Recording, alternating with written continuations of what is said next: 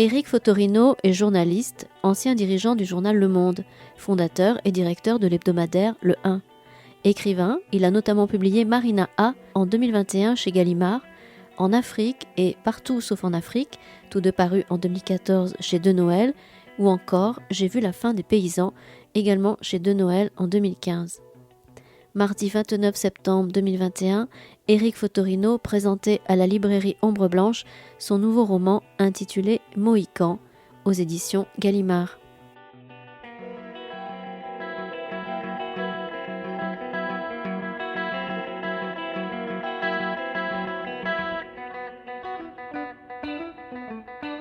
Bienvenue, très heureux de vous retrouver ce soir pour une nouvelle rencontre avec Éric Fotorino qui va évoquer son tout dernier roman, Mohican, publié aux éditions Gallimard.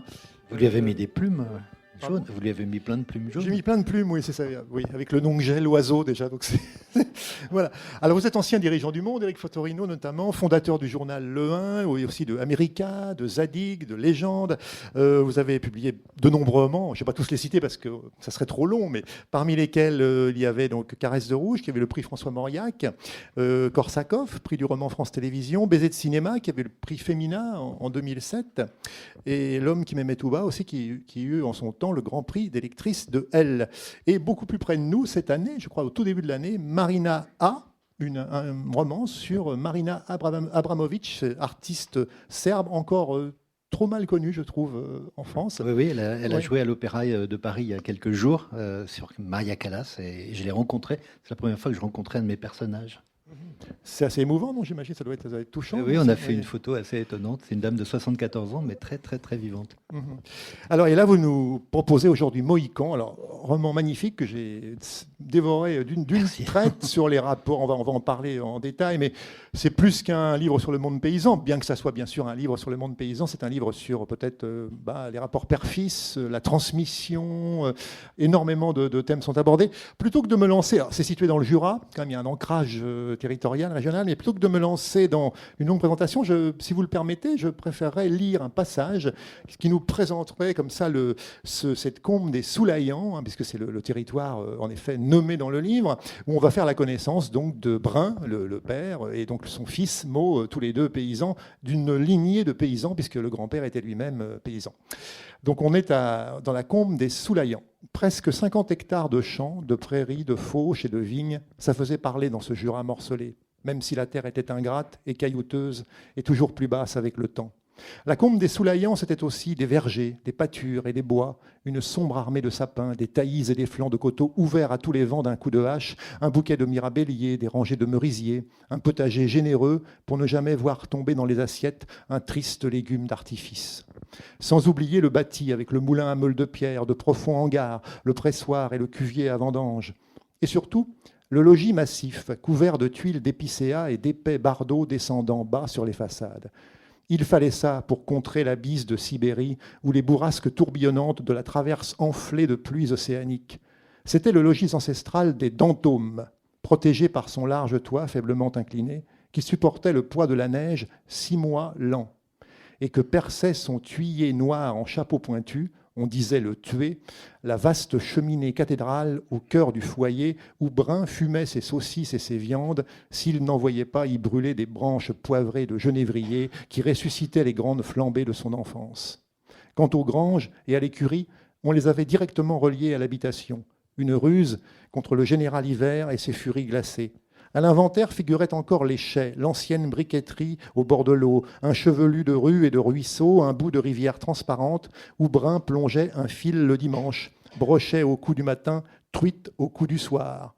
Et les animaux qui faisaient le capital sur pattes de la propriété, les 6 laitières, les chevaux de trait, l'âne de Jérusalem, une basse-cour piaillante, coqs, poules et oies, 2 braves chiens, qui valait bien un vacher. Les Soulaillans, c'était une manière de vivre au pied des montagnes en pente douce et de leurs croupes gentiment galbées dans un lacis de vallées et de plateaux empilés qui finissaient par aller chercher le ciel sans y penser. Voilà, on est d'entrée de jeu au cœur de... Alors, vous aviez déjà écrit, Éric Fotorino, sur le monde paysan, un livre avec Raymond Depardon notamment, et je me suis demandé d'où venait un peu cette idée d'aller consacré un roman, une fresque, un roman très ample, très, très, très ambitieux sur le monde paysan. Merci de nous avoir plongé tout de suite dans le vif du sujet. En fait, le livre avec Raymond Depardon, c'est plutôt un recueil de mes principaux reportages du monde sur justement l'agriculture. Donc, l'origine de cette source d'inspiration, c'est vraiment les années 80-90, quand j'étais jeune journaliste au Monde et que j'étais chargé des questions agricoles. Et donc, pendant 5 ans, j'ai vraiment sillonné la France de long en large, des plaines jusqu'aux montagnes, parce que l'agriculture de montagne, de moyenne et de haute montagne, c'est des problématiques très intéressantes. Et l'intérêt qu'il y avait à cette époque, enfin qu'il y a toujours d'ailleurs, hein, mais qu'il y avait à être chargé des questions agricoles dans un journal comme Le Monde, c'est que je traitais de l'agriculture en France, bien sûr, mais aussi en Allemagne, en Italie, en Union soviétique, en Afrique, en Amérique du Sud, au Vietnam. Donc ça veut dire que j'avais des images permanentes de contrastes incroyables. Par exemple, je me souviens de cette période de la fin des années 80 où en France on gelait les terres pour ne pas produire, parce qu'il y avait trop de blé, trop de lait, trop de beurre, trop de tout. Alors que je me souviens de reportages que j'ai fait en Amazonie ou sur le long de la transamazonienne avec des paysans qui avaient 40 mètres de large de terre. Et il y avait d'immenses fazendas de l'autre côté des barbelés de dizaines, de centaines de milliers d'hectares, mais qui étaient gardés par des types à cheval avec des carabines. Et si les paysans avaient voulu cultiver au-delà, ils se seraient pris un coup de carabine. Donc il y avait des paysans sans terre d'un côté et des terres sans paysans de l'autre. Ce que je veux dire, c'est que pour moi, je crois que j'ai eu très profondément la sensation que notre identité, à nous Français, était très enracinée dans le monde agricole et rural, d'autant plus que je voyais des pays souffrants de massacrer leur agriculture. Au même moment, je me souviens, Le Monde m'envoie en Éthiopie. C'est la famine, c'est la fin de la famine. Et je vois ce qu'on appelait les paysans villagisés, c'est-à-dire qu'on les enlevait de toutes les galbes montagneux du Tigré et de l'Érythrée pour les envoyer 2000, 3000 km au sud du pays, mais ils mouraient. Et donc, je voyais que partout on détruisait la classe paysanne, et partout, c'était des pays souffrants et malades. Donc voilà, donc pour moi, l'inspiration de Mohican, elle vient de ça, d'abord. Elle vient, et puis alors, ça va vous faire sourire, mais j'ai commencé ce livre en 2015, exactement fin juillet 2015, parce que j'avais suivi le Tour de France pour la télévision, donc je n'avais pas pédalé. Mais vous avez pédalé aussi après, vous avez pédalé aussi. J'ai aussi pédalé avant, mais disons que là, j'avais passé 3 semaines à prendre vraiment la France du mois de juillet dans la figure, dans les yeux, parce que j'avais des images plus fortes les unes que les autres que je devais commenter. Et donc quand je suis rentré épuisé de ce Tour de France, j'avais encore tout ça qui résonnait. J'avais fait beaucoup de commentaires sur justement les activités agricoles, mais aussi les tourbières, mais aussi tout un tas les fromages, l'élevage, etc. Et donc je suis rentré épuisé physiquement, mais j'avais tout ça qui était en ébullition, et ça a donné les 100 premières pages de Mohican que j'ai écrites pendant le mois de juillet 2015. Puis après, il a fallu du temps pour aller au bout. Alors, bien sûr, c'est un roman, hein, c'est pas du tout. C'est complètement un roman. Il faut bien le préciser, on le sait, mais il faut le dire parce que c'est pas une enquête journalistique. Là, vous parlez de votre travail de journaliste, mais il y a. Alors, pourquoi je me suis posé la question du Jura? C'est un peu la moyenne montagne, on va dire. Hein, est-ce qu'il y a, voilà, non, mais c'est une question intéressante. Alors. Il y avait, je pense, 3 raisons. La première, je dis ça a posteriori, je ne me suis pas dit j'ai 3 raisons de faire le Jura. Je me suis mis dans le Jura. Mais la première, c'est que je voulais me dépayser moi. C'est-à-dire que j'avais envie de dépayser ma plume sur des paysages qui sont moins familiers, mais qui m'intriguaient. Et un roman, c'est toujours stimuler son imaginaire. Si j'avais raconté les paysages que je connais très bien, du littoral charentais, de La Rochelle, etc., j'aurais pu le faire, évidemment, mais ça n'aurait pas du tout donné la même histoire. Il n'y a pas le même... justement réenracinement ailleurs que je voulais avoir avec Mohican. Après, le Jura, pour moi, c'était justement l'archétype d'une agriculture très particulière, très difficile, où la terre n'est pas stérile, mais enfin, elle est quand même dure, elle n'est pas très généreuse, il faut donner beaucoup pour recevoir assez peu. Donc, je voulais montrer des conditions extrêmes du froid, par exemple. Le froid est un personnage très important dans le livre, et les conséquences du froid. Et la troisième chose, mais ça, je ne peux pas le dire parce que c'est la fin du livre, ce qui se passe à la fin du livre ne peut se produire que dans le Jura. Voilà. Oui, ça serait qu'en même temps. Oui. Alors, il y a ce personnage principal, on va dire, qui est donc brun. Est-ce que les noms sont importants pour vous? Il me semble que je vous avoir déjà posé la question, Ah mais oui. je me suis dit, parce que c'est vrai qu'on sent brun d'Antôme, enfin, il y a des résonances. C'est vrai que c'est des noms, alors quelquefois les noms de vos personnages ne viennent pas. Et là, ils sont venus tout de suite. C'est-à-dire que tout de suite, Brindantôme, Maud, Son fils, Suzanne, son fils, Suzanne, la femme de Brin, Isidore, Léonce, qui est le grand-père. Tous ces noms-là me sont venus un peu comme si j'avais modelé de la terre et puis que des personnages étaient apparus. Et donc Brin, parce que effectivement, alors probablement que les Espagnols sont montés, enfin c'est sûr, c'est l'histoire, sous Charles Quint sont montés jusque-là. Mais il est très brun, il est quasiment noir de peau, de poils, et donc tout le monde l'a toujours appelé Brun. Et puis Mo, c'est Maurice en fait, et puis tout le monde va l'appeler Mo, et puis on verra dans l'histoire comment il devient Mohican. Mais voilà, je voulais aussi des noms monosyllabiques parce que c'est des taiseux, et un nom trop long, c'est déjà bavard, donc voilà, une syllabe, ça va. Est-ce que vous ne pouvez commencer à écrire quand vous les visualisez, que quand vous les avez Oui, bien oui. Alors à la différence de certains écrivains qui dessinent, moi je dessine pas, mais j'imagine assez bien. Enfin pas cette exploitation des Soulaillans comme vous l'avez décrite là. On a l'impression qu'elle monte doucement jusqu'au ciel. C'est vrai que elle était assez précise dans ma tête au sens où il y avait des dénivelés, il y avait des combes, des reculés, et c'est ça le Jura. Il y avait des prairies de fauche, il y avait des étangs, il y avait des rivières. Il y avait tout ça, mais aussi des barrières, des barbelés, des arbres, des oiseaux, des animaux. Donc, oui, pour moi, il y avait vraiment tout ça. Et c'est un roman dans lequel j'ai voulu qu'il y a une dimension sensuelle. Je veux dire par là qu'il y a certaines pages, j'avais envie qu'on soit dans une sorte de immergé dans un paysage, mais qui ne soit pas seulement un décor, qu'on puisse l'entendre d'une certaine manière vivre. Oui, il y a des pages très sensuelles, très poétiques. Alors, c'est vrai que c'est ce côté nature, enfin proche de la nature, il est notamment incarné par le fils, par Brin, bien évidemment, mais par le fils Mo, oui, qui a une conception tout à fait quand même différente de l'agriculture que celle de son père. Oui. On ne va pas en dire plus, il faut laisser le découvrir. Mais cette idée des deux personnages, avec ces deux conceptions pas si diamétralement opposées que ça, parce que finalement, il faudrait développer. Oui. Elle vous est venue pour moi, c'était un peu quand même j'allais dire le moteur du récit. Oui. C'était ne pas faire un récit manichéen. Que ces deux générations de paysans, que sont le père et le fils, mais avec le surplomb du grand-père, de l'arrière-grand-père, de toute cette lignée de paysans qui remonte très très loin. J'avais le souci d'éviter ce qui existe beaucoup dans notre société, c'est une forme d'anachronisme. Je veux dire par là que aujourd'hui, on veut juger l'agriculture avec nos regards d'aujourd'hui, de valeurs écologiques, environnementales, etc. Mais si on avait eu ce regard-là après la guerre, on aurait crevé de faim. Ou il n'y aurait pas eu d'agriculture biologique, je ne sais pas ce que ça aurait été, ou alors pour les très riches.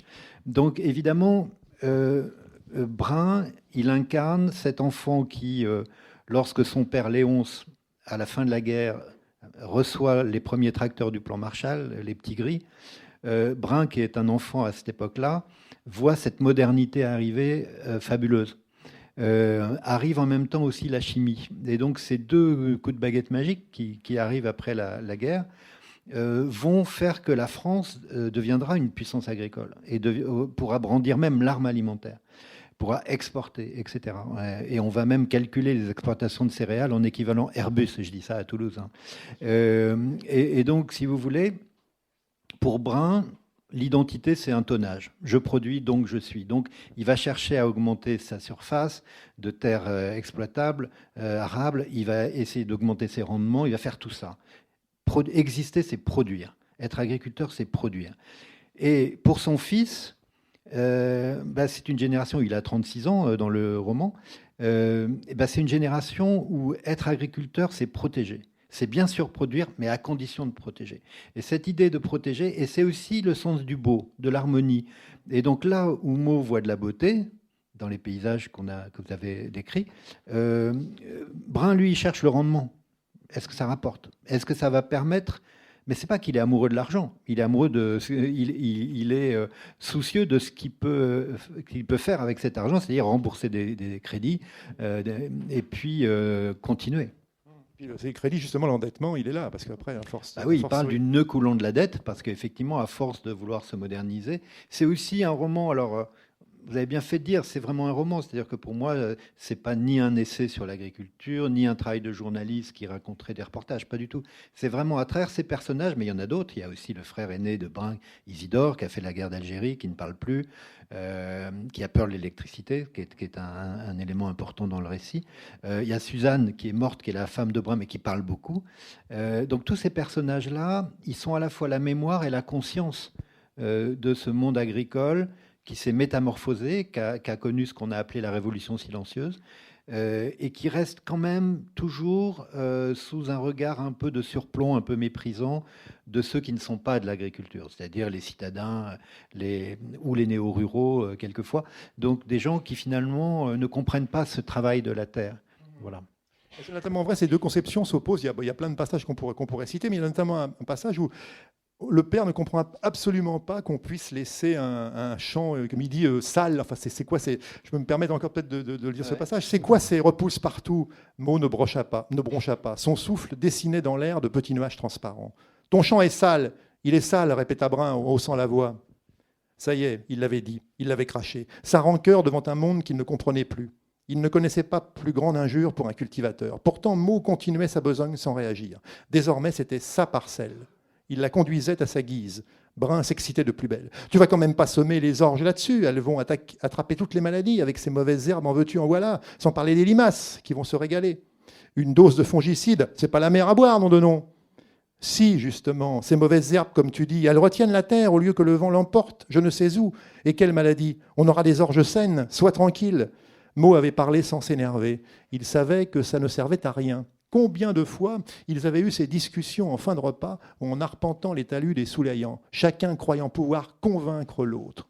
Brun avait beau refaire l'histoire des engrais chimiques, fustiger le salissement des parcelles avec les gourmands, les coquelicots et les bouts d'épis en bataille, Meaux rétorquait fumure, coccinelle, couvert végétal. Et si c'était de saison, quand l'été pointait, il ajoutait fleurs des champs, bourrache, dents de lion et nigel bleu de Damas. La terre a besoin de repos, fit Meaux d'une voix égale. Comme si je me reposais, moi, maugréa le père. Ce dialogue de sourds durait depuis le retour de Meaux à la ferme, après ses années à l'école d'agriculture de Besançon. 15 ans déjà, mais Brun ne voulait rien entendre. Le fils partit prendre un outil à la cabane. Quand Brun le provoquait, il attendait que l'orage passe. Et il passait toujours. Mais ce matin-là, Brun n'en démordait pas, comme s'il voulait à tout prix en découdre, conjurer le verdict du docteur Cossimon. Pour dire que ça, c'est vrai que ça va revenir dans le livre. Ah oui, c'est bien choisi, parce qu'effectivement, c'est un moment, on voit l'affrontement, sur quoi il porte. Brun, il a gagné des championnats de labour, et maintenant il voit que son fils, il laboure même plus la terre. Donc, et puis cette réplique, effectivement, la terre se repose, mais est-ce que je me repose, moi? Donc on voit bien qu'il y a quand même à un moment donné un niveau d'incompréhension. Mais je pense que, et c'est ça qui est important, là c'est assez vif entre eux, mais c'est pas ça qui va dominer. Ce qui va dominer, c'est que le père va essayer d'expliquer, surtout qu'il est en train de mourir, donc il va essayer d'expliquer à son fils à quoi il a cru, pourquoi il a fait ce qu'il a fait, et il accepte l'idée que ce à quoi il a cru n'est plus d'actualité. C'est-à-dire que les temps ont changé, que le monde a changé.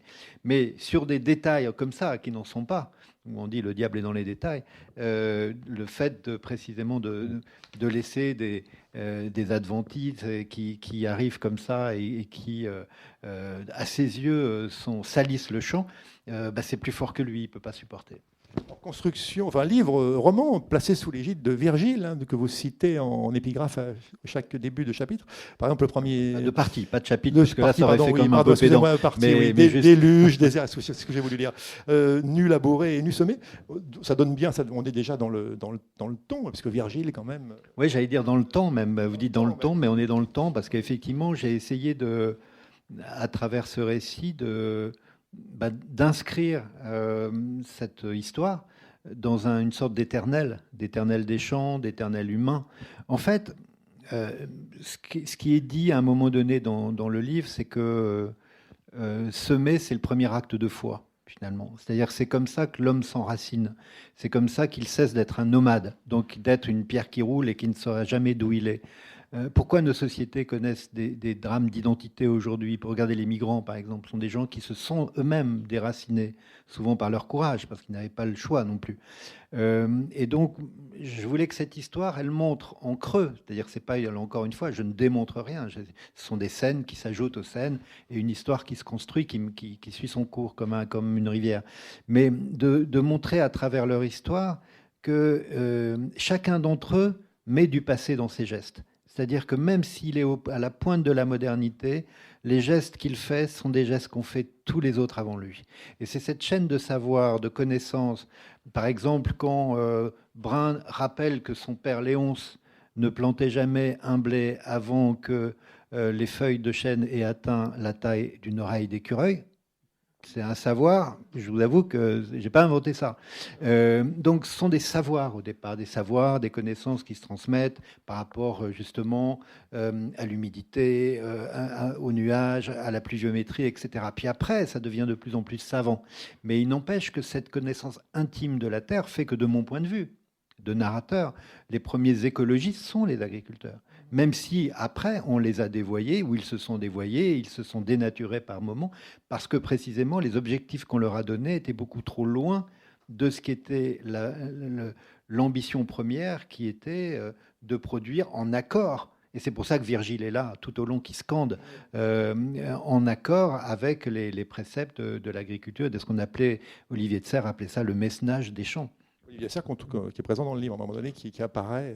Oui, je parlais vous parliez d'enracinement, mais c'est aussi un livre sur la transmission et sur l'écoute commune, parce que c'est vrai qu'il y a le silence qui joue un rôle important dans le livre, le silence paysan, mais le silence, il n'est pas présent que dans le monde agricole. Mais il y a finalement, là, on sent bien qu'il y a quand même finalement une grande tendresse l'un pour l'autre, une écoute, oui, une qualité. Ouais. Bien sûr, il y a quelque chose entre eux qui est assez même fusionnel, même si c'est pas parce qu'ils ont. Il y a une scène que je n'ai pas mise au début du livre, que j'ai mise un peu plus tard, mais il se trouve que j'ai vu un réalisateur la semaine dernière chez Gallimard qui veut s'emparer de Mohican et qui voulait en faire la première scène. C'est la scène de Perceval, qui est une scène sur un cheval. Et si vous voulez, cette scène. C'est la mort d'un cheval, mais vous verrez dans quelles conditions. Cette scène, elle est pour moi un point de bascule. C'est leur monde qui s'effondre, en fait, avec ce cheval. Et donc, c'est vrai que de ce point de vue-là, ils sont solidaires. Et ils n'ont pas les mêmes visions, leurs rêves ne sont pas les mêmes. C'est comme qui disait deux rêves pour un seul lit. C'est comme deux rêves pour une seule terre. Donc leurs rêves ne se rejoignent pas nécessairement, mais en même temps, ils sont enracinés, attachés à cette exploitation des Soulaillants, ce qui va évidemment amener le père à prendre une décision qui, elle, va au contraire, d'une certaine manière, là où il croit bien faire, va amener des chamboulements peut-être irréparables. Oui, parce que justement, c'est ça. Moi, je tiens à préciser, à insister sur le fait, vous l'avez dit, on est dans un roman, mais c'est pas du tout, vous ne cherchez pas à convaincre, à dire c'est mieux ou moins bien. Non, parce que chacun a ses raisons. Non, mais bien sûr, parce qu'il y a un sondage sorti, là, j'ai reçu ça du Figaro, là, puisqu'on peut parler des éoliennes, parce que elles sont présentes dans le livre, oui, qui dit que les Français sont de moins en moins, voilà. Oui, séduits par plus ils en voient, moins ils aiment ça. Et là, vous parlez des éoliennes, mais vous ne prenez pas parti, quoi. C'est ça, il faut bien voir. Non, mais en revanche, non, je prends pas parti, parce que d'abord, j'y connais rien, je veux dire par là, je suis pas compétent pour ça. Simplement, ce que je dis, c'est que les éoliennes, quand Brun, avant de mourir, pense qu'il peut se racheter d'une certaine manière, puisqu'il a été, on l'a désigné comme un pollueur et qui s'est pollué lui-même, puisque finalement, comme il dit à un moment donné, j'utilisais la chimie pour tuer les parasites, et finalement, le parasite, c'était moi. Et il va décider, il va accepter sans que ce soit vraiment une décision très, très ferme, mais quand même, il va accepter que des éoliennes soient construites sur son exploitation, parce qu'il pense que voilà, c'est moderne, et que c'est de l'énergie propre, non carbonée, etc. Et on est à front renversé, donc c'est le père mourant qui va accepter ça, et le père qui est plutôt le fils qui est plutôt écolo, même si on le dit jamais comme ça, qui va être, lui, très hostile à l'arrivée de ces mâts d'éoliennes, puisque pour les installer, il va falloir quasiment défigurer l'exploitation. On n'est pas au bord d'une autoroute, on est sur des chemins d'1 mètre de large qui vont devenir des routes de 9 mètres de large pour faire passer les camions toupies et le mât. 900 tonnes de béton coulé. 900 tonnes de béton coulé. Là. On ne voit pas ça quand on passe sur une route. Mais justement, c'est plutôt, moi je l'ai lu comme ça, hein, en l'occurrence parce qu'on parle des éoliennes, un peu là une réflexion sur les illusions de la modernité, un peu C'est exactement le ça. côté miroir un peu Aux alouettes, oui. C'est vraiment, c'est-à-dire qu'à une époque, les illusions de la modernité, c'était de dire à des agriculteurs, il faut acheter des tracteurs de telle puissance, des moissonneuses batteuses de telle puissance. C'était ça, être moderne. Maintenant, puisque le discours environnemental est passé par là, tout d'un coup, la modernité, c'est d'avoir des mâts d'éoliennes. Et la question qui se pose à travers le livre, et que se pose Meaux et Brun aussi, avant de mourir, c'est, bien sûr, ça va leur rapporter de l'argent, ça va sauver leur exploitation qui est en difficulté parce que ça va amener 30, 40, 50 000 euros par an. Mais pourquoi faire? Et est-ce qu'ils vont rester eux-mêmes, est-ce qu'ils vont rester des agriculteurs s'ils n'ont pas des troupeaux de vaches, mais qu'ils ont des troupeaux d'éoliennes, puisqu'on parle comme ça, des fermes d'éoliennes, des troupeaux d'éoliennes. Et on voit bien à travers il y a juste 3 éoliennes qui sont posées, mais on voit bien ce que ces 3 éoliennes, on ne voit plus que ça, et on n'entend plus que ça. Et la construction du livre est intéressant parce qu'il est construit un petit peu en retour en arrière, par petites touches. On va découvrir chaque personnage, les personnages pas vraiment secondaires, mais enfin, qui sont quand même un peu en retrait.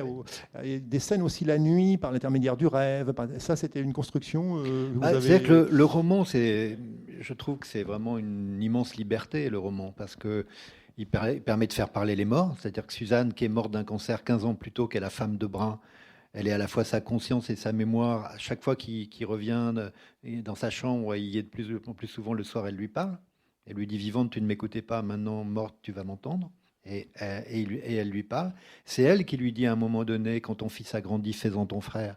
Mais tu n'en as jamais fait ton frère, de ton fils. Alors, et c'est là que finalement, Brun va prendre Meaux avec lui comme une transmission, comme vous disiez. Il va lui transmettre des choses. Et effectivement, il y a des scènes de rêves ou de souvenirs qui viennent d'une certaine manière nourrir toute l'épaisseur de cette histoire. C'est pas une histoire d'hier, c'est une histoire qui remonte si loin, avec justement ces gestes, ces pratiques. Il y a un moment donné des souvenirs de batteuses de l'été où il faisait très chaud, où les femmes montaient de quoi manger, de quoi boire. Ils amenaient un poste de radio pour RTL pour entendre, pour danser. Mais il y a aussi toutes ces scènes où il rappelle à son fils que dans les années 60, ils étaient considérés comme des cutéreux, comme des arriérés, et qu'ils se sont émancipés de tout ça. C'est-à-dire qu'ils ont pris des cours de français, des cours de gestion. Ils ont appris des pièces de Molière pour les jouer dans les cours de ferme. Donc, toute cette révolution-là, il y a aussi le statut de la femme, c'est-à-dire comment, pendant très longtemps, dans l'agriculture, un homme plus une femme égale un exploitant, et comment il a fallu du temps pour que un homme plus une femme égale 2 exploitants, un exploitant et une exploitante. Souvent, quand l'homme mourait, la femme n'avait rien. Donc, il y a tous ces combats qui surgissent, et ça arrive par des récits, par des scènes. Il y a une scène aussi avec un cochon...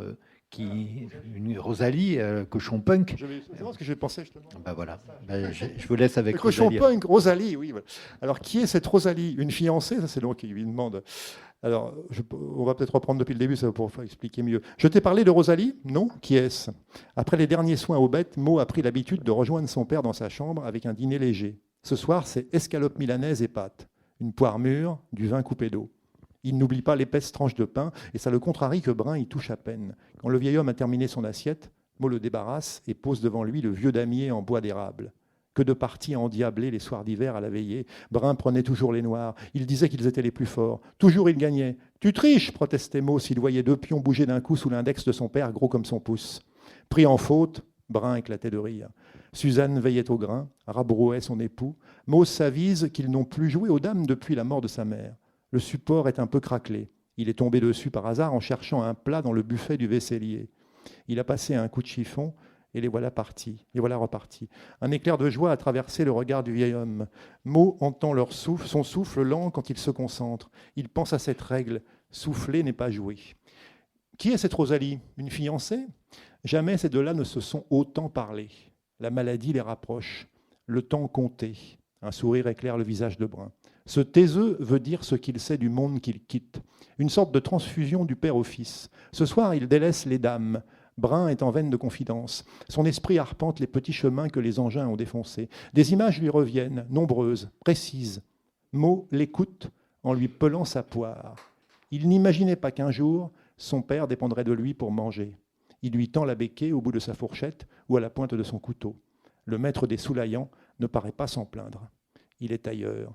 Brun marche enfant dans le sillage de Léonce. Le soleil dégringole à travers les frondaisons et dessine une mosaïque de lumière, des marelles tombées du ciel. Léonce tient Rosalie par le licol. Rosalie la truie. C'est jour de fête, car il l'emmène à la glandée. C'est une matinée d'automne avec ses odeurs d'herbes mouillées, de racines, de bois en décomposition, de pissenlits écrasés, de jonquilles, de groseilliers. Une pluie fine a pénétré la terre, libérant les senteurs de sainfoin et de champignons. Brun fixe Mo dans les yeux. Si on y allait maintenant, fils, on ne sentirait plus rien. Brun s'accroche à ce souvenir. Rosalie avance tête baissée sur le chemin qui mène à la clairière de chêne. De temps en temps, Léonce lui cingle les cuisses d'un coup de badine. Il a percé son groin de plusieurs anneaux, ça l'empêche de l'enfouir trop profond dans le sol fragile. Rosalie est le premier cochon punk. On est au début des années 60. Et Léonce initie Brun à la glandée. Ailleurs, la pratique s'est perdue. Mais ici, dans les vallées froides, elle reste un devoir de mémoire. Se souvenir d'où on vient, se souvenir qu'un éleveur se doit d'engraisser ses bêtes à la table de la nature. Mo ouvre grand les yeux. Il n'aurait pas imaginé son père et son grand-père aux petits soins pour une truie. Au village, on appelle les dentômes les groins. Il s'en fiche pas mal. Brun poursuit son récit, une leçon de choses. Mo a fini par aller chercher un carnet. « Tu écris ce que je dis ?» s'étonne le vieux paysan. « Tu vas parler de Rosalie ?» ?»« Bien sûr. » La voix de Brun déraille d'émotion. C'est donc important pour Mo ce qu'il raconte. Il en était au gland qui tapisse la terre moussue au pied des chênes. Il se souvient aussi des faines de hêtre, ces petits fruits fendus que Rosalie dispute aux loirs, aux pinsons et aux mésanges charbonnières, avec leurs bandes noires au ventre comme une fermeture éclair. Les soirs ruisselantes d'humus et de rosée, la truie se goinfre. Elle grogne de plaisir. Ses piercings brillent dans le soleil d'automne. Elle sera bien grasse à l'heure de la tuaison. Brun est revenu un demi-siècle en arrière, et pourtant, comme est fraîche l'empreinte de Rosalie, dans cette terre humide qui sent aussi la pourriture, la fumure du cheval, l'herbe trempée d'eau, les feuilles macérées, la menthe sauvage, les fleurs de cytise, les pétales flétris de colchique et de violette, qui sent le calcaire et l'argile, les marnes bleues, les eaux souterraines, les mottes pierreuses, et le sable poudreux des saisons sèches, qui sent le travail des hommes et la trace des bêtes enfouies, fossiles, dépouilles de hérissons, bois morts de jeunes daims gainés de velours, griffes de lynx. Et encore, les parfums des neiges souillées par le pas de tous les dentômes, depuis les hivers d'antan, l'odeur des feux de broussailles, des brûlis, des galets chauffés à blanc et des pampres sauvages desséchés par la succession des étés incendiaires, le souvenir des vents du Jura, la Grande Bise, les Aquilons, le Solaire, le Joran. Sacré Rosalie, fait brun, pensif. Bon, je vais m'arrêter là. Mais c'est un passage justement où on voit cette... Ben oui, si vous voulez, c'est ce que j'aime dans le roman, c'est qu'à un moment donné, on lâche un peu tout et puis on raconte, quoi. On essaie de s'imprégner par les mots. Enfin, il n'y a pas mieux pour moi que les mots. Pour moi, je suis incapable de jouer de la musique et d'en écrire. Donc, pour moi, c'est ma musique. Donc, elle est évidemment imparfaite, mais elle permet de susciter des évocations, des images. Je pense que quand tout d'un coup, on parle d'une dépouille de hérisson ou de la gaine de velours de la corne d'un daim, chacun qui va lire ça va peut-être avoir des images qui jaillissent. Vous savez, comme quand on frotte des silex pour faire des étincelles. Pour moi, les mots, quand on les installe comme ça crée, si c'est réussi, ça crée des étincelles. Et ce travail sur les mots, ce travail sur l'écriture, justement, est-ce que vous reprenez beaucoup, vous vous écoutez beaucoup, oui. À haute voix? Oui. Enfin, ça, c'est à la fin. Mais disons que, pour moi, en fait, je ne sais pas s'il y a plusieurs... Enfin, il y a plein de sortes d'écrivains et qui écrivent chacun à sa manière. Mais j'avais entendu une fois Philippe Ross qui disait que lui, il écrivait... chaque phrase, une phrase après une phrase après une phrase, comme une pile d'assiettes, comme ça, puis quelquefois tout tombe. Alors que quelqu'un comme Pierre Lemaître, il a un plan, il sait qu'au moment où il va écrire, il a déjà tout fait d'une certaine manière. Donc après, il reste à écrire, mais il a tout bien, et les personnages, c'est ça. Moi, je suis plutôt, s'il y a une école Philippe Ross, c'est-à-dire que moi, j'écris vraiment à l'instinct. C'est-à-dire que quelquefois, le matin, je me mets à mon ordinateur et pendant 1 heure, comme ça crépite, ça va dans tous les sens. Ça n'a ni queue ni tête, mais il y a des mots importants, enfin des choses qui sortent. Et après, donc, la contrepartie de ça, pour que les assiettes, la pile d'assiettes ne tombe pas ou ne devienne pas du verre pilé, après, il y a tout un travail, effectivement, de reconstruction, de réécriture, d'ajustement, des passages, les mettre plutôt avant, plutôt après. Vous voyez la scène du cheval dont je parlais tout à l'heure. Au début, elle était loin dans le récit. Puis après, je l'ai remontée.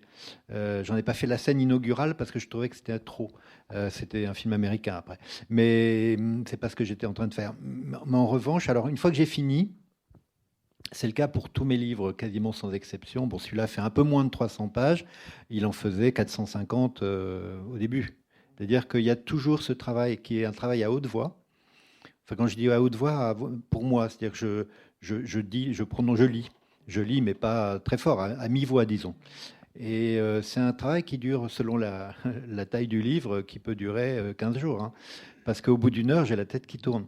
Mais donc je lis. Et c'est incroyable comme la lecture à voix haute fait tomber des mots, fait tomber des phrases, fait tomber des pages entières, quelquefois. Et oui, et donc, c'est pas, vous savez, pour passer de 450 à un peu moins de 300, c'est qu'il y a eu quand même du déchet. Mais c'est pas grave. Moi, quelquefois, quand je dis ça à des amis, ils me plaignent, je leur dis, mais non, c'est ça qui est bien. Parce qu'effectivement, ça m'a permis... Il y a 2 moments intenses. C'est le moment d'écrire et c'est le moment de couper. Et couper est aussi important qu'écrire. Voilà. Et pour moi, si ce travail n'est pas fait, c'est un roman à moitié fait. Vous disiez ce roman parti de 2015, si je me souviens bien. Vous êtes allé sur les lieux. Est-ce que vous avez besoin de vous imprégner un petit peu? Pas du tout. Non, ben ça c'est aussi, alors on va dire, l'imposture du romancier. Mais j'ai un exemple comme ça qui, à l'époque, j'avais trouvé ça cuisant, mais bon, c'était comme ça. J'avais écrit un livre il y a longtemps, plus de 20 ans, qui s'appelait Un territoire fragile, qui se passait à Bergen, en Norvège. Et j'avais envie de Bergen parce que j'imaginais le blanc des cartes, j'imaginais quelque chose d'immaculé. Et mon héroïne venait du Maroc. Et bon, le livre est paru. Et quelques mois plus tard, l'ambassade de Norvège en France, le conseiller culturel m'a appelé en me disant, écoutez, on a lu ce livre.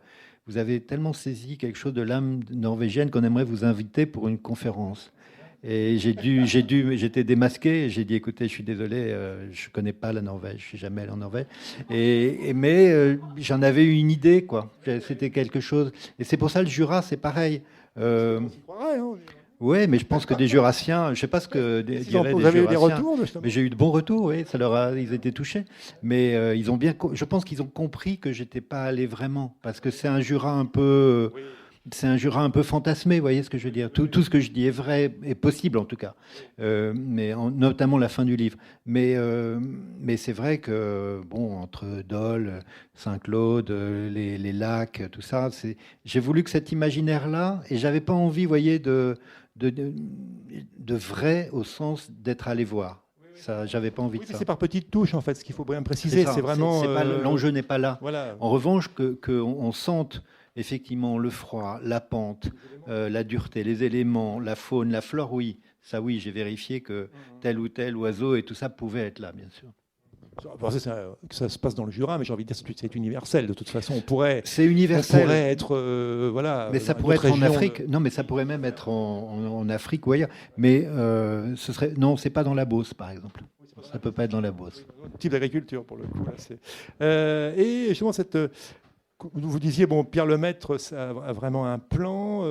Donc c'est un peu, vous vous laissez, j'ai envie de dire, porter. Parce que c'est vrai que ce qui est très intéressant, c'est d'apprendre les choses sur les personnages comme ça, au fur et à mesure, comme petits puzzles, comme des petites touches, je redis encore. C'est ça. En tant que lecteur. Moi, je suis plus impressionniste au sens où j'aime pas les trucs, voilà, les lignes droites et les angles vifs. L'écriture, pour moi, c'est un peu comme de l'eau. Je disais tout à l'heure, c'est de la musique, mais c'est comme de l'eau aussi, ça vous envahit. Et ça ne laisse rien intact. Donc, à partir du moment où vous avez écrit un mot, ce mot, c'est comme une empreinte. Il est là. Et quelquefois, ça peut être vraiment 3 mots dans une phrase, 3 mots dans un paragraphe ou dans un chapitre.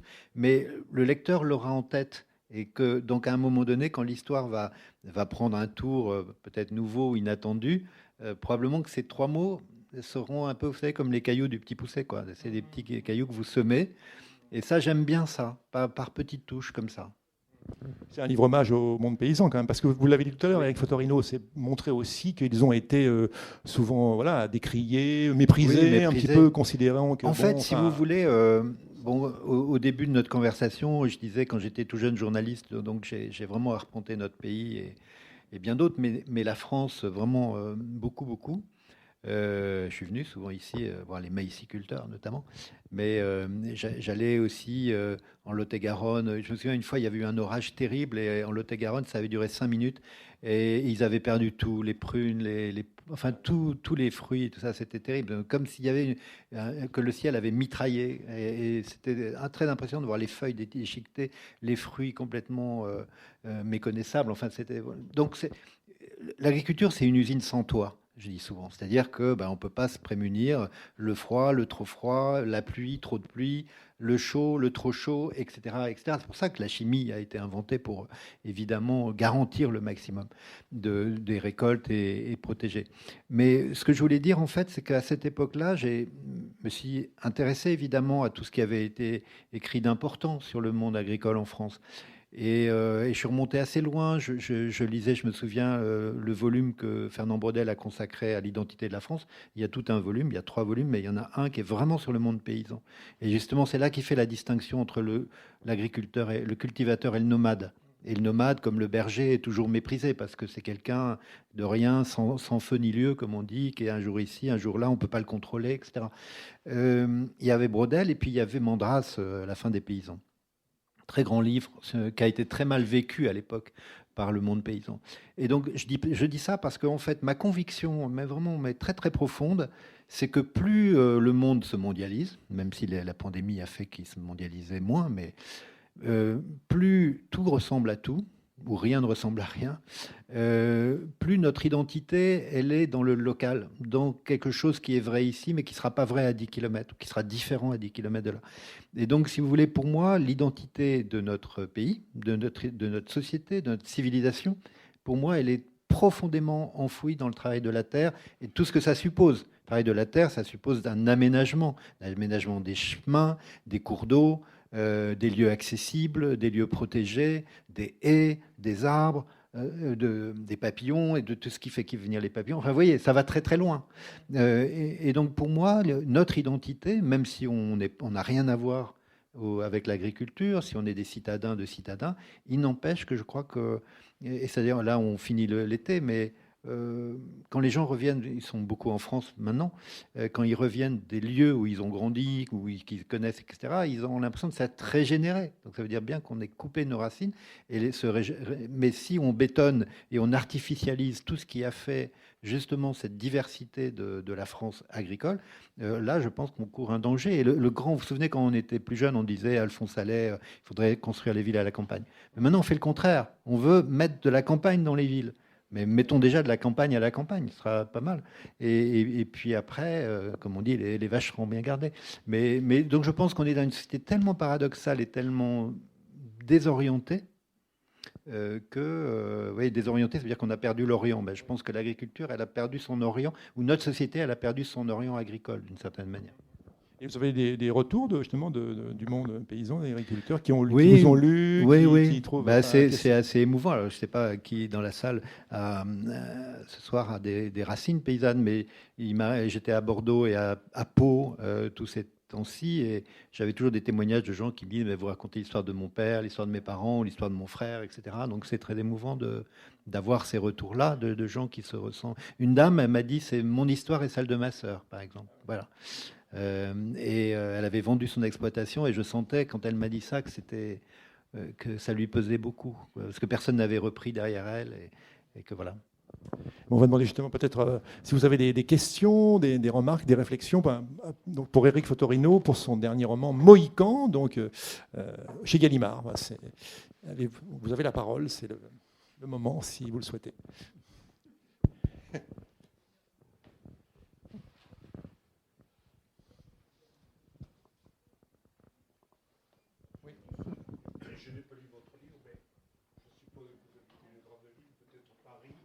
À côté, oui.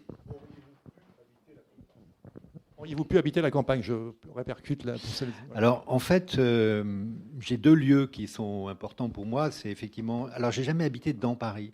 J'ai toujours habité, pour des raisons personnelles liées au fait que je voulais faire du vélo, etc., dans une banlieue où il y a des champs, où il y a des routes beaucoup moins fréquentées. Et puis, j'ai un autre lieu de résidence à côté de La Rochelle, à 10 km de La Rochelle, dans le Marais, où là, je suis vraiment à la campagne. Et donc, ma vie, je l'ai organisée comme ça. Après, je pense que j'aurais probablement pas pu vivre à la campagne, compte tenu de ce que je voulais faire, de ce qu'a été ma vie professionnelle, etc. Mais en revanche, j'ai toujours eu besoin de ces, on pourrait dire, ces mauvaises expressions, piqûres de rappel, mais en tout cas, d'avoir quand même un lien assez régulier avec la campagne. Voilà. Y vivre, peut-être que en tout cas, si j'avais vécu à la campagne, si j'ai resté à la campagne à une époque, je pense que ça aurait été difficile pour moi de faire ce que je voulais faire. Voilà. Absolument. Alors, je ne suis pas le Giono de La Rochelle. Giono que vous Même citez. si oui, j'ai rendu un hommage à Giono au début du livre. C'était Regain au début du livre. D'autres questions, remarques, réflexions peut-être. Alors, écoutez, ça dépend des moments. Il y a des périodes où j'écris tous les jours et même plusieurs fois par jour, c'est-à-dire que je n'écris jamais très longtemps. C'est-à-dire que j'écris 1 heure, voilà, comme je disais tout à l'heure, quelquefois il y a quelque chose, une sorte d'énergie qui. Mais j'écris jamais en me forçant. C'est-à-dire que je me mets jamais une horloge, enfin, en me disant aujourd'hui de 9 h à midi j'écris, ça ne marche pas. Il y en a pour qui c'est l'obligation, mais moi je ne sais pas faire ça. Vous voyez, là je viens de Marseille, j'ai écrit dans le train entre Marseille et Toulouse, ça laissait quand même 4 heures. Et donc ça dépend. Quelquefois j'ai des choses en tête et donc j'essaie de les écrire comme on essaie d'attraper un papillon pour qu'il ne s'envole pas trop loin. Donc, d'autres moments. Mais j'ai le sentiment que j'écris beaucoup quand je n'écris pas. C'est-à-dire que on remplit quelque chose qui fait qu'à un moment donné, peut-être ça se transformera en écriture ou pas d'ailleurs, mais c'est quand même ne pas écrire ne veut pas dire qu'on n'est pas dans l'écriture. Après, il y a l'écriture proprement dite, et pour moi, quelquefois j'écris 1 heure le matin, et puis il peut m'arriver de réécrire 1 heure le soir ou une demi-heure le soir. Voilà. D'autres questions, remarques, réflexions? De toute façon, on peut se retrouver après. Oui, je ne sais pas où c'est de d'ailleurs. toute façon, ça se passe ici. Oui, Voilà. Frédéric Fotorino va donc dédicacer son livre. Donc vous êtes, bien sûr, vous pouvez très bien poursuivre et on vous le souhaite la discussion avec lui.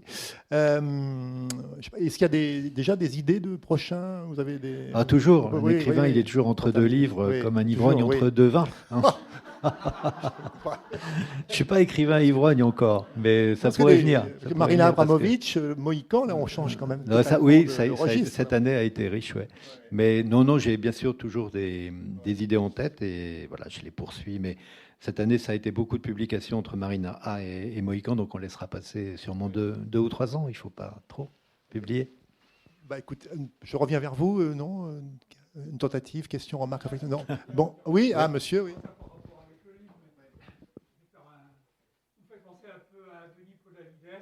C'est-à-dire que Denis Podalides, on le voit partout, il est toujours sur tout, et vous êtes un peu comme ça. Alors c'est pas négatif, au contraire, c'est positif ce que je dis. Ça veut dire qu'en fait, vous avez toujours un livre à la main.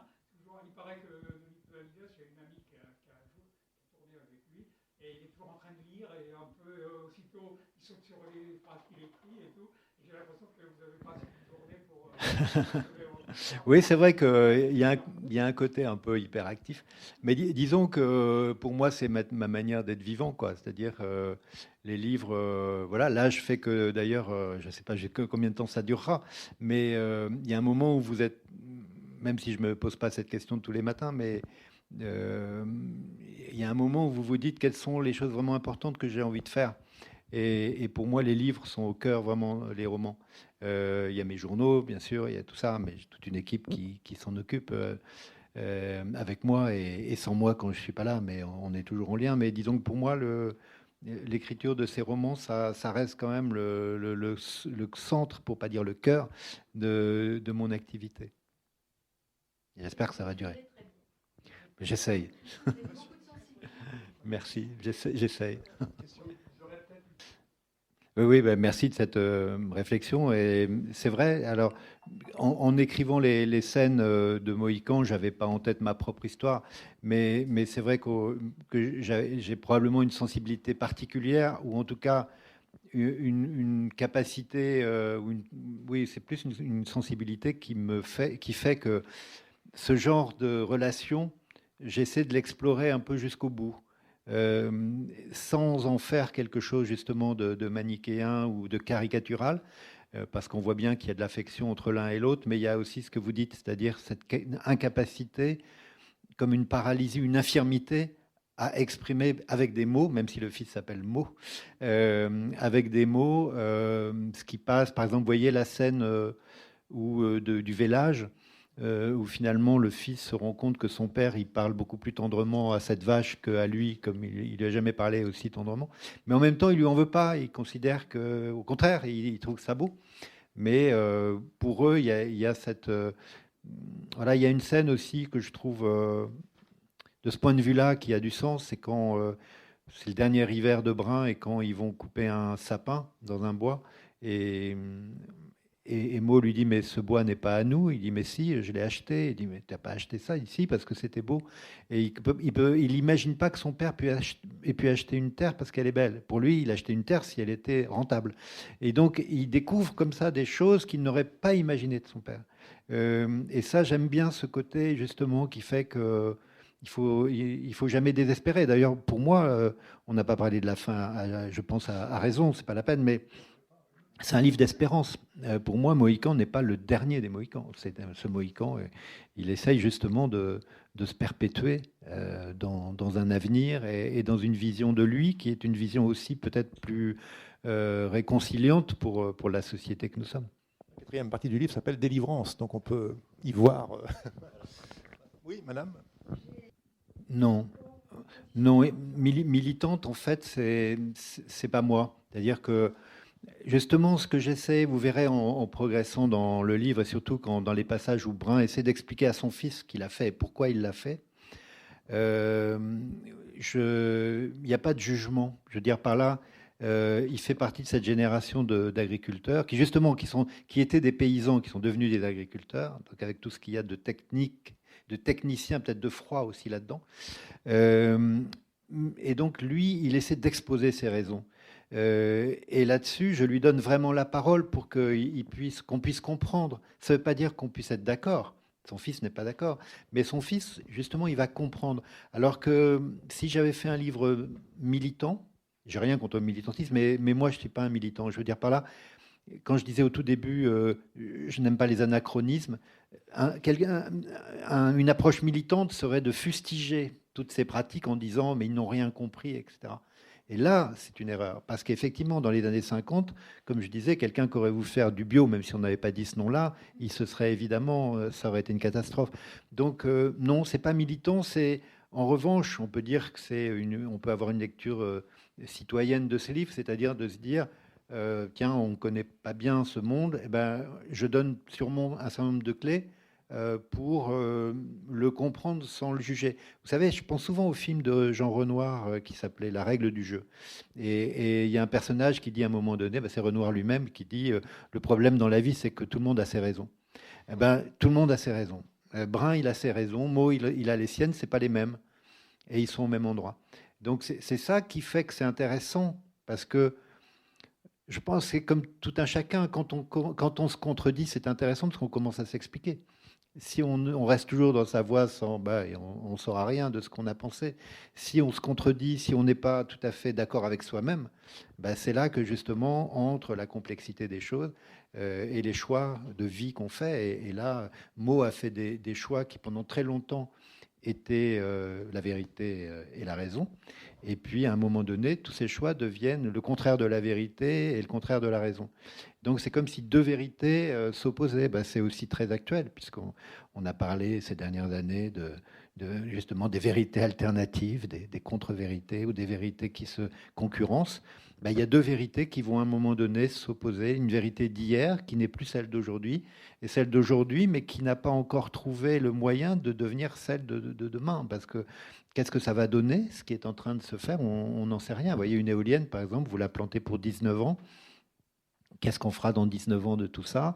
À un moment donné, il y a une scène, par exemple, où il va voir un film dans le village sur les éoliennes, et on montre cette image d'un cimetière d'éoliennes en Californie. On voit des milliers d'éoliennes en ruine, rouillées et tout ça, mais dont les responsables de la localité voisine doivent attacher les pales 3 mois dans l'année pour que les oiseaux migrateurs puissent passer sans devenir de la viande hachée.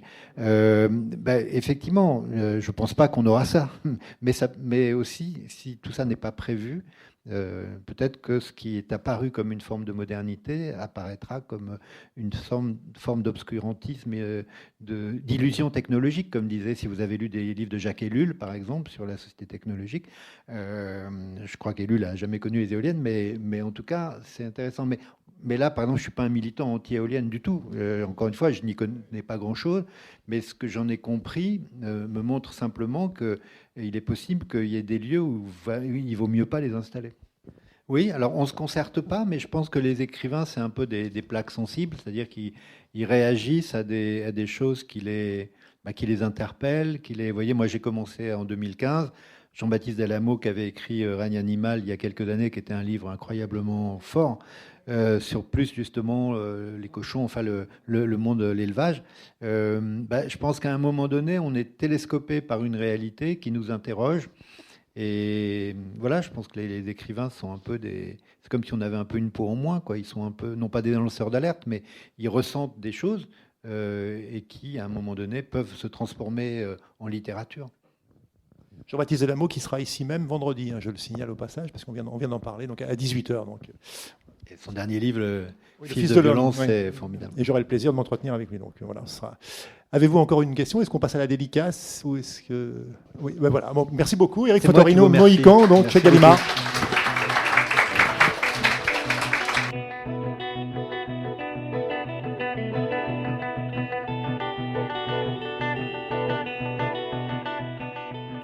Le nouveau livre d'Éric Fotorino, Mohican, est publié aux éditions Gallimard. Vous venez d'écouter une rencontre à la librairie Ombre Blanche le 29 septembre 2021, réalisée et mise en onde par Radio Radio.